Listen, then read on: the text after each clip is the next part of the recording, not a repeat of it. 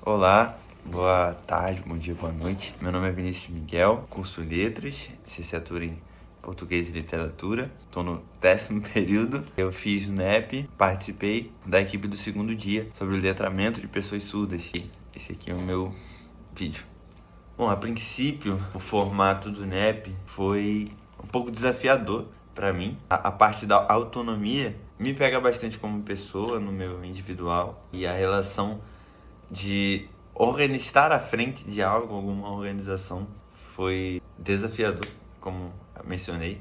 Mas acredito que provoca a gente a sair, né, desses esconderijos, dessas zonas de conforto que a gente encontra nos trabalhos mais comuns. Gostei de ter unido tanto a parte, na verdade todo ele foi bem acadêmico, né, porque a organização de um evento faz parte da vida acadêmica, mas unir também o conteúdo em si e essa organização, a montagem, as plataformas, descobrir qual era melhor, poder dialogar com pessoas diferentes que conversam de maneiras diferentes, foi interessante, mas confesso que foi bem difícil para mim. Eu acredito que posso ainda melhorar essa minha organização, e eu acho que isso foi uma primeira experiência acadêmica de organização de eventos. Já organizei em outros cenários, mas academicamente nunca.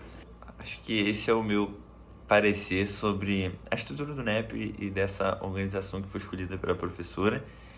E, enfim, positivo, mas enfrentei dificuldades assim no meu particular. Para minha formação como pessoa, eu acredito, e também depois unindo a formação acadêmica, acredito que isso pode ter ampliado de fato a vista e o olhar acerca da inclusão efetiva, né, de pessoas surdas na educação. Eu pude ter contato nesse segundo dia,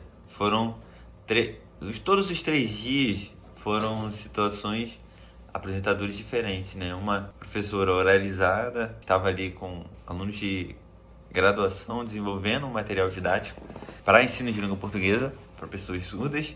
No segundo dia, o meu, a professora Maria Elise é uma professora surda, mas ela trouxe a perspectiva do AEE dentro da sala de aula, e esse auxílio, né, que também dado, que é fornecido, trouxe maneiras e formas de nós como professores, futuros professores, estarmos nos atentando a esse trabalho. E no terceiro dia, o intérprete, né? E como é a vivência dele, a vida dele, me impactou nessa reflexão. Eu, para além desses eventos, tive a oportunidade de estar participando também de um evento aqui também de pessoas surdas na universidade, organizado pela professora Ana Zine, do NEP. Eu assisti a palestra da Maria Elisa também sobre a história da educação de surdos no Brasil. E foi interessante, no auditório, a maioria serem pessoas surdas. Eu tinha um colega que era intérprete, interpretou também a professora. Ele até brincou, mas de fato é essa reflexão que fica, porque eu não sei Libras, né? Sei saudações, inclusive poderia ter começado assim. Sei as saudações, eu recebi um sinal assim, mas infelizmente fora isso eu já me esqueci porque eu não pratico. Então isso mexeu muito comigo, né, como pessoa, porque a pergunta foi, né, como é você se sentir não incluído, né, excluído ali, porque eu não consegui me comunicar com todos. E foi um grande baque, e ter visto as palestras me fez pensar nisso de novo. E como já fui estagiário de educação inclusiva, né, pela Prefeitura do Rio de Janeiro, ajudando os AEEs, na minha antiga escola não havia uma pessoa surda, haviam outras pessoas com outras deficiências, mas eu também pensava muito nisso, questão da acessibilidade e a inclusão, na perspectiva, a inclusão marginal, que é aquela inclusão que não é de fato uma inclusão, beira até o capacitismo, né? Que é como você só, para incluir uma pessoa de cadeira de rodas, que usa cadeira de rodas. Por exemplo, você só coloca uma rampa e aí beleza, mas e a sala de aula? E o conteúdo? E aí isso tudo voltou para mim durante essas apresentações. Então, já também, incluindo a outra pergunta, como professor, na minha formação como profissional de letras, eu acho que fica bastante, não só da teoria, mas também de uma vida prática, vida escolar e cotidiana, prática. E isso precisa ser de fato exercido, não de qualquer maneira, mas pensando as diversas formas, porque eu terei alunos surdos, terei alunos que não podem só ser atendidos bem no dia do AE, mas que toda a minha sala de aula possa contribuir para a formação desse aluno e que eu, como professor de língua portuguesa, possa prover os conhecimentos necessários dele para desenvolver-se como a pessoa numa sociedade que é excludente, preparar a minha sala de aula para recebê-lo e me preparar todo o material didático necessário para recebê-lo também. Sobre as apresentações, no primeiro dia, uma coisa que foi me instigando ali foi que na leitura do primeiro texto foi utilizada a perspectiva do sociofuncionalismo, né, para tentar pensar materiais para ensino de língua portuguesa para surdos, né, mostrou-se alguns dados e a escassez do material.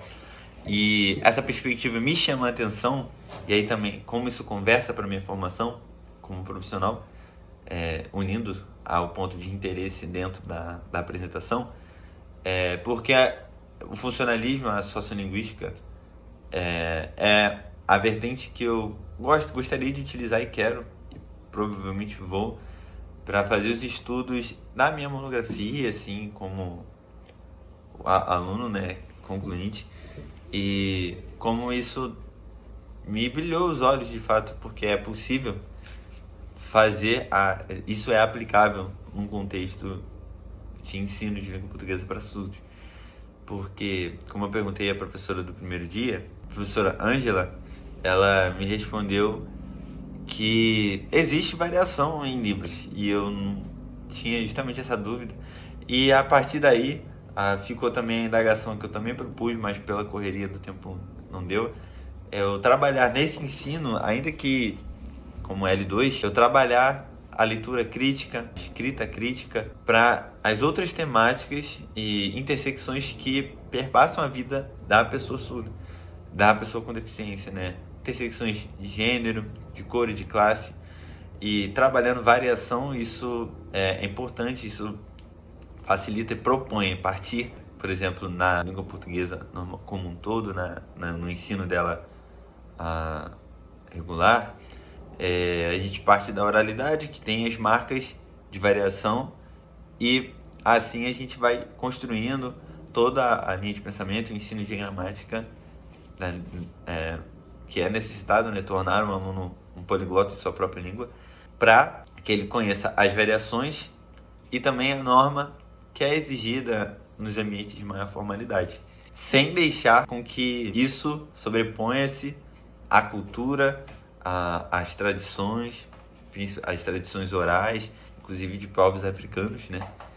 Que tem a tradição oral, era passada oralmente, existem as marcas de palavras que vêm de países africanos, aqui pelos povos que aqui estiveram. Isso foi algo que salta para mim, e isso trazendo ao universo do L2 para o surdo, pegar a variação que é existente na Libras entre estados, descobrir que isso existe e de como isso também é possível para ser ali ensinado, observado, e como isso é uma ferramenta útil que eu posso e devo usar, assim como a professora também disse que já começou e trabalhou conteúdos ensinando gêneros textuais a partir desse estranhamento de alguns alunos dela de graduação que olharam e falavam: isso aqui não é a nossa Libras, é outra, é a variação de São Paulo e tal. Então isso me saltou um pouco no primeiro dia.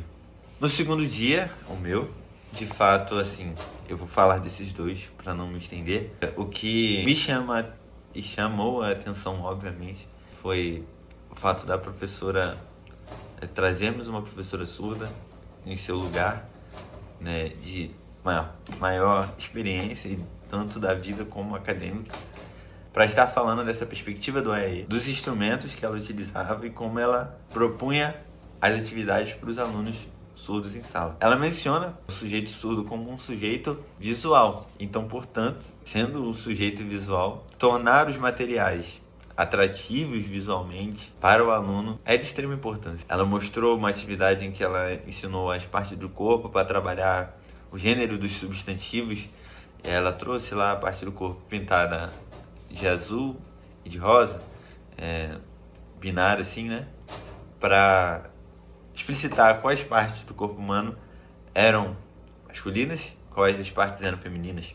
E assim ela foi explorando as outras formas de fazer com que isso fosse mais claro ao aluno também para fora só do corpo humano. E aí ela fala de como construir a sala de aula para que esse também conteúdo seja passado a esse aluno, porque a sala de aula, muitas vezes, eu fiz essa reflexão, funciona na base do grito, funciona na base de bater no quadro muitas vezes, e outras formas que a gente sabe que não são as mais adequadas de se lidar com crianças, mas é o que acontece. E aí como a criança surda fica ali, né? Ou não fica, né? E aí e como a sala de aula visual, recursos, inclusive pensei digitais nas telas, como isso poderia ser construído. Foi o que ela trouxe e chamou de letramento visual. Achei isso bem interessante também. Então, para minha formação, eu levo esse NEP como desafiador no desenvolver da minha autonomia, no desenvolver de organização, de lidar com grupos, pessoas.